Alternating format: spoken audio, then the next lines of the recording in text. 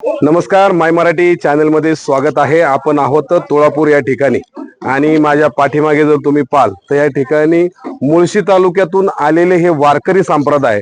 मुळशी तालुका या ना त्या कारणाने नेहमीच चर्चेमध्ये असतो. राजकीय, सामाजिक, कला, क्रीडा, शैक्षणिक आणि विशेषतः करून वारकरी संप्रदायाचा असणारा हा मुळशी तालुका कुठेही मागे न पडता आज जर तुम्ही पाहाल तर 40 दिवसाचा सुरू असणारा हा बलिदान मास आणि या बलिदान मासाच्या निमित्तानं आलेले जे आहेत ह्या माता भगिनी माझ्या ज्या आहेत मायबाप, तर हे मुळशी तालुक्यातून या तुळापूर या ठिकाणी आलेले आहेत.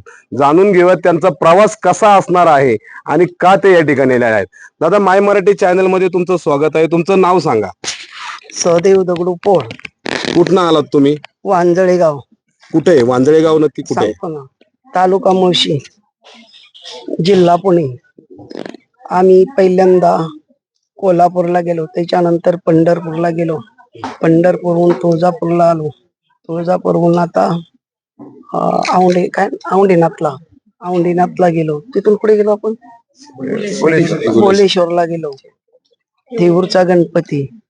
आणि आता किती दिवसाचा प्रवास केला एकंदरीत? एकूण तर 4 दिवसाचा प्रवास. आणि पुढील प्रवास अजून किती दिवसाचा करायचा आहे. अजून आता इथनं पुढे कुठे जाणार आहे? आळंदी, आळंदीला जाणार आहे. इथे येण्यामागील काय प्रयोजन? इथे येण्यामागील काय कारण सांग? कारण आम्ही बलिदान मास करू, आपण ह्या हिशोबाने नाही आलो.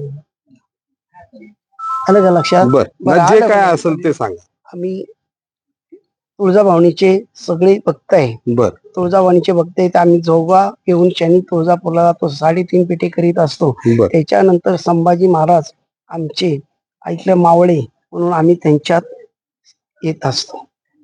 जय शिवाजी, जय भवानी, जय भवानी, जय शिवाजी, हर हर महादेव.